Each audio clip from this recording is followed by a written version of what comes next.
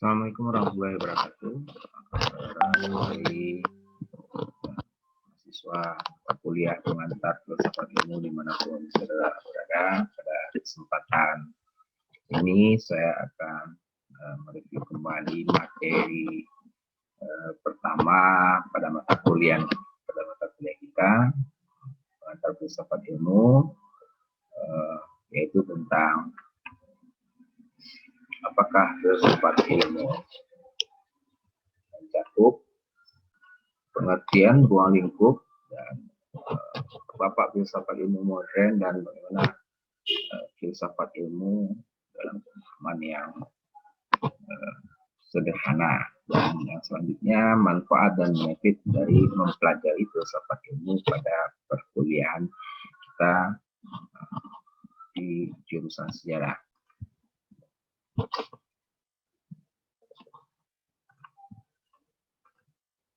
Nah, bicara tentang pengertian filsafat ilmu, ini adalah menjadi salah satu cabang dari filsafat khusus yang bicara tentang seluk-beluk pengetahuan ilmiah, terutama yang berkenaan dengan hakikat, ruang lingkup ilmu pengetahuan, termasuk dasar-dasar sumber ilmu pengetahuan, pengandaian, proposition, cara kerja ilmu, dan metode mendapatkannya, serta tujuan hakiki dari ilmu pengetahuan itu sendiri. Nah, artinya di sini ini bukan membahas materi filsafat secara umum, tapi ini hanya bagian kecil dari bidang yang luas dari filsafat. Nanti akan kita bahas posisinya dalam bagaimana cara mencapai filsafat secara keseluruhan dan di mana posisi dari filsafat ilmu ini sendiri. Nah, kita tahu bahwa secara garis besar pembagian dari filsafat secara umum itu akan terbagi kepada bidang-bidang. Masing-masingnya punya pembahasan fokus tersendiri dalam pembahasannya. Misalnya ada filsafat tentang etika yang membahas tentang nilai-nilai yang terdapat dalam pengetahuan manusia. Kemudian ada bicara tentang metafisik, keberadaan di balik dunia empiris. Kemudian ada epistemologi atau yang disebut sebagai pembahasan tentang ada, dan termasuk ini nanti akan menjadi bagian besar dari filsafat ilmu pengetahuan itu sendiri, dan artinya apa? Filsafat ilmu akan menjadi bagian dari bidang filsafat epistemologi. Dan yang ketiga bicara tentang filsafat logika dengan cara yang berpikir yang benar yang dibahas dalam filsafat. Bicara dari epistemologi yang menjadi kajian filsafat tentang teori pengetahuan, bahwa nanti akan pembahasannya mencakup pada pengetahuan common sense, supranatural atau magic, pengetahuan tentang tradisi lokal, intuitif, logika murni, pengetahuan ilmiah, saintifik, dan bahkan pengetahuan tentang agama.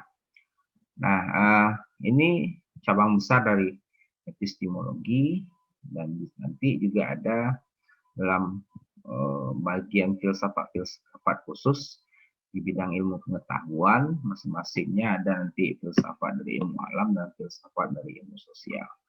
Nah, filsafat ilmu posisinya adalah sebagian kecil dari filsafat epistemologi. Ini adalah berkaitan dengan bagian dari pengetahuan ilmiah atau scientific knowledge. Masing-masing ilmu nantinya juga akan spesifik, akan membahas pada bidangnya masing-masing. Kita akan membahas secara keseluruhan hakikat dari ilmu pengetahuan itu dari sudut pandang filsafat. Nah, bicara tentang ilmu pengetahuan sendiri, sebelum kita definisikan kepada ruang lingkup dari filsafat ilmu, spesifiknya nanti kita akan membahas apa saja. Terlebih dahulu kita lihat perkembangan ilmu pengetahuan yang pertama yang dimulai pada zaman kuno, terutama pada Yunani dan kuno, serta perkembangannya nanti pada Yunani modern. Selanjutnya nanti ada pengetahuan yang berkembang pada zaman keemasan Islam pada abad sebelum abad pertengahan, dan kemudian pada saat abad pertengahan ilmu pengetahuan sendiri berkembang di Eropa pada masa Renaissance setelah masa keemasan Islam. Ini ada periode-periode tertentu dari pusat-pusat perkembangan filsafat dan ilmu pengetahuan di dunia dari zaman ke zaman. Nah, sebenarnya perbedaan yang mencolok dari pemahaman ilmu pengetahuan ini pertama pada persoalan metode.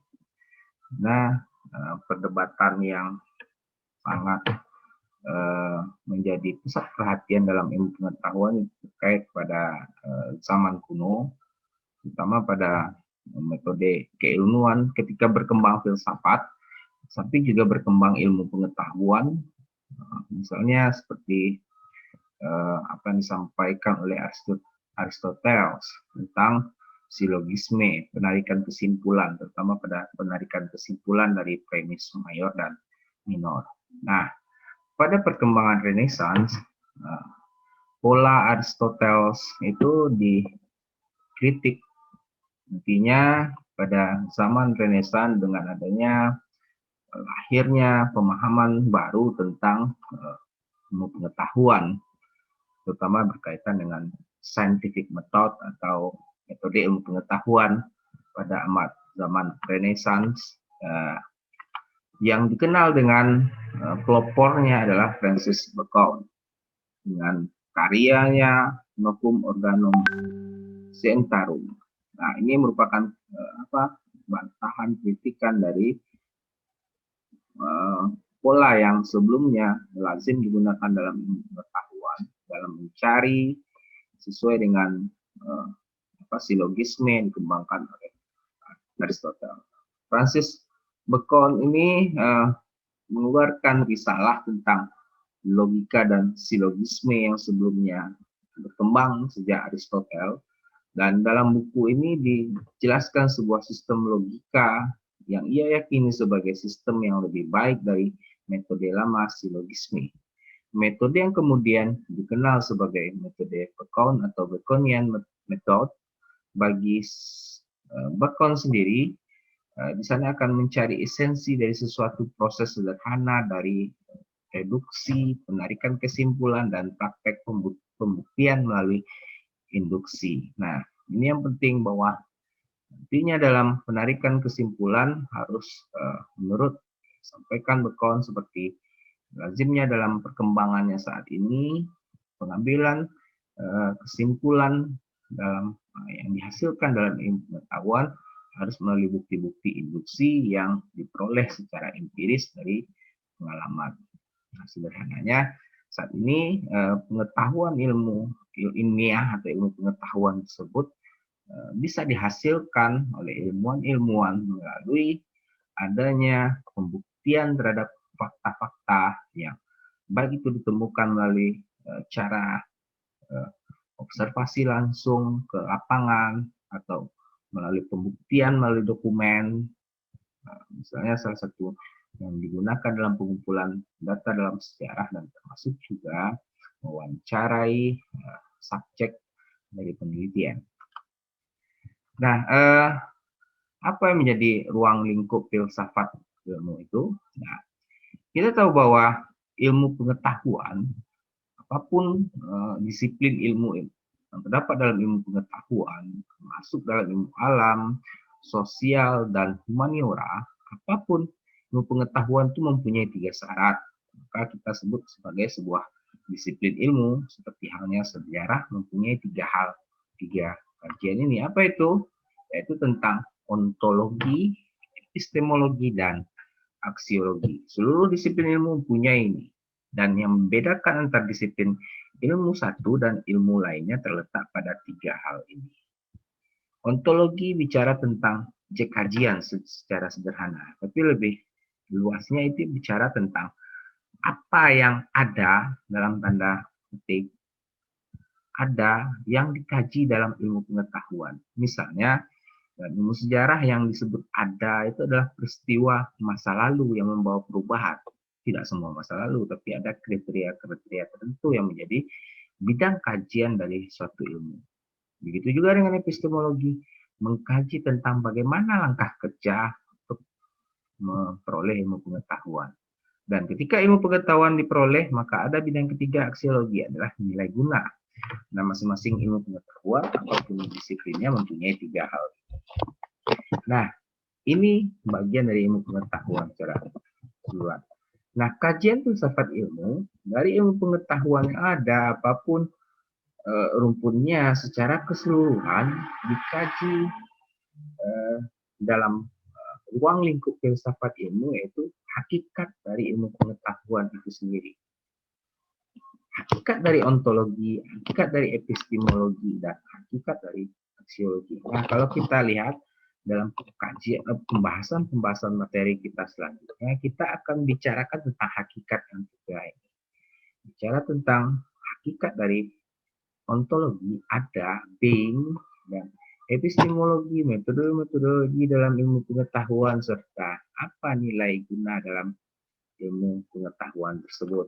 Sehingga saudara-saudari yang menjadi mahasiswa pada perkuliahan ini, pada belajar filsafat ilmu membekali seseorang dalam mengetahui pemetaan ilmu pengetahuan dan yang mana yang bukan ilmu pengetahuan. Jadi kita akan bahas tentang jenis-jenis pengetahuan sendiri dan posisi ilmu pengetahuan itu seperti apa batas-batas yang dapat dikerjakan oleh ilmu pengetahuan, mana yang bukan ilmu pengetahuan, termasuk di dalam pengertian objek dan cara kerja serta tujuan hakiki ilmu pengetahuan tersebut. Sehingga apa? Kan selanjutnya, tentunya manfaat yang kedua adalah mempertajam cara berpikir kritis dalam kehidupan sehari-hari, dalam kegiatan ilmiah, termasuk kedudukan bidang ilmu yang saudara pelajari masing-masing pada setiap disiplinnya dalam kasanah pemikir keilmuan dalam artian luas. Selalu saja sejak zaman sekolah menengah pertama, saudara selalu memperdebatkan mana yang lebih baik, ya, rumpun ilmu alam atau ilmu sosial, yang itu menjadi perdebatan pada siswa sekolah menengah mana memilih jurusan IPA atau IPS. Nah, pada hakikatnya dengan mempelajari ilmu pengetahuan kita mengetahui mana yang pada prinsipnya masing-masing disiplin ilmu itu punya wilayahnya masing-masing, punya nilainya masing-masing. Tidak ada yang lebih baik suatu disiplin ilmu dibandingkan yang lain. Hakikatnya ilmu itu nanti kita akan bicara perkembangannya. Ilmu itu berkembang dari awalnya satu saja menurut filsuf-filsuf dan ilmuwan yang ada pada saat itu, dan kemudian dengan adanya berbagai persoalan-persoalan, banyak permasalahan yang tidak bisa dipecahkan dengan satu ilmu, maka berkembanglah ilmu pengetahuan. Termasuk juga dalam ilmu pengetahuan, disiplin-disiplin yang ada sampai sekarang akan melahirkan ilmuwan-ilmuwan dan spesialisasi di bidangnya masing-masing. Tidak ada yang lebih baik dibandingkan yang lain, sehingga pada hakikatnya ilmu pengetahuan tersebut intinya akan memberikan manfaat bagi umat manusia. Nah, nanti dengan mempelajari filsafat ilmu, saudara lebih bijaksana bahwa ilmu pengetahuan itu bukan segala-galanya. Tetapi tanpa ilmu, maka jadilah ia akan menjadi orang awam yang bisa berpikir instan, dan seringkali juga kita temui dalam kehidupan sehari-hari pengetahuan yang tidak melalui langkah-langkah metodologi atau yang disebut sebagai pengetahuan awam itu sering membuat manusia terjebak kepada sesuatu hal yang tidak benar. Mahasiswa saja banyak yang bicara isu, hoax, yang menyebabkan bahwa menunjukkan bahwa cara berpikir ilmiah yang belum kuat dan belum matang, sehingga hampir seluruh informasi yang diterima itu langsung dipercaya, ditelan mentah-mentah tanpa melalui tahapan-tahapan ilmiah untuk menguji kebenaran-kebenaran yang terdapat dalam informasi tersebut. Nah, manfaat yang selanjutnya akan memberi keterampilan berpikir ilmiah sampai kepada tingkatan keterampilan berbicara, mempertahankan dan mengakui plus minus dari suatu disiplin ilmu termasuk pengetahuan yang menjadi jurusannya. Jadi tidak ada yang menjadi rasis gara-gara disiplin ilmu ini. Setiap pengetahuan punya wilayahnya masing-masing dan punya keunggulannya masing-masing. Tidak ada yang lebih baik. Jadi lebih baik ini kan ketika nanti profesi tertentu dalam disiplin ilmu menjadi favorit, kemudian berkaitan dengan persoalan kesejahteraan, kan itu yang menjadi perdebatan. Tapi pada hakikatnya pengetahuan pada hakikinya adalah untuk perkembangan ilmu pengetahuan sendiri dan untuk kemaslahatan umat manusia. Nah, masalah dampak-dampak dalam mempelajari ilmu pengetahuan selalu diidentikan dengan kesejahteraan, keuntungan pribadi, dan saja itu tidak sesuai dengan filosofi dari ilmu pengetahuan itu sendiri. Nah, bagi penganut agama Islam ataupun agama yang anut, ilmu pengetahuan justru dapat meningkatkan kualitas imannya. Maksud juga misalnya dalam beberapa pembahasan yang justru kontroversi, pembahasan pengetahuan yang kontroversi seringkali dengan apa yang diimani dalam kepercayaannya masing-masing, justru itu bukan untuk menjauhkan manusia dari sisi-sisi keimanan tersebut. Karena apa? Karena ajaran agama bukan semata-mata kumpulan ajaran dogmatik, melainkan juga butuh pencerahan pemahaman tentang keragaman. Banyak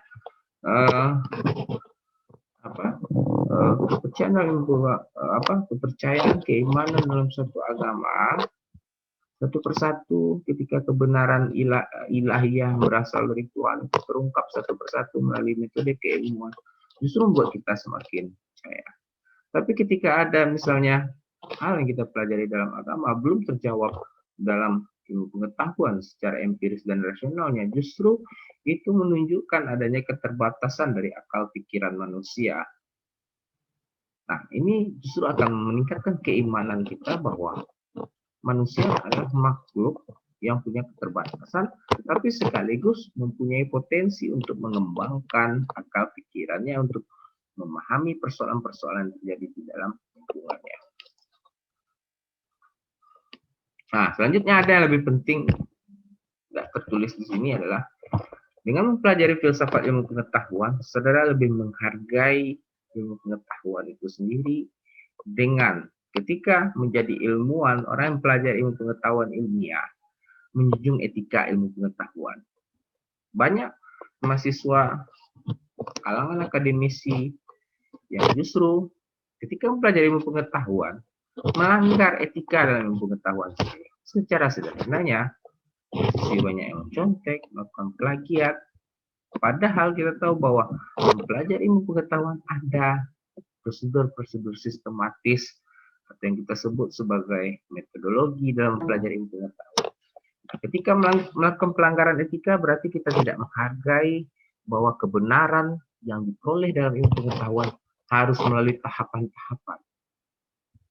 Melalui tahapan-tahapan ilmiah yang harus dilalui seorang ilmuwan tanpa melakukannya secara instan atau justru melakukan pelanggaran, plagiarisme, dan yang pelanggaran etika lainnya. Justru nanti termasuk juga ketika mempelajari filsafat ilmu pengetahuan, kita memahami makna apa sebenarnya nilai tujuan ilmu pengetahuan. Tujuan ilmu pengetahuan bukan hanya sekedar mendapatkan keuntungan materi pribadi, tapi juga berkaitan dengan bagaimana tugas seorang ilmuwan memberikan kesejahteraan bagi umat manusia. Karena di sanalah prinsip dari tujuan ilmu itu sendiri. Selain dari mengembangkan ilmu pengetahuan dalam rukun disiplinnya masing-masing dan juga untuk memberikan kontribusi bagi umat manusia. Jadi ketika ada masalah persoalan materi itu adalah nilai guna pribadi yang merupakan dampak sampingan dalam ilmu pengetahuan, bukan hal yang utama. Sehingga sebagai seorang mahasiswa sangat menghargai bahwa ilmu pengetahuan dipelajari adalah untuk membuat saudara sebagai intelektual cendekiawan yang nantinya dalam masyarakat akan memberikan manfaat dengan adanya ilmu pengetahuan yang saudara pelajari terhadap kemaslahatan umat manusia, minimal kemaslahatan yang ada di masyarakat sekitar. Nah, itu materi pertama. Untuk materi selanjutnya kita akan bertemu pada video selanjutnya. Assalamualaikum warahmatullahi wabarakatuh. Semoga kita selalu diberikan kesehatan dan kesempatan terus untuk mempelajari ilmu pengetahuan.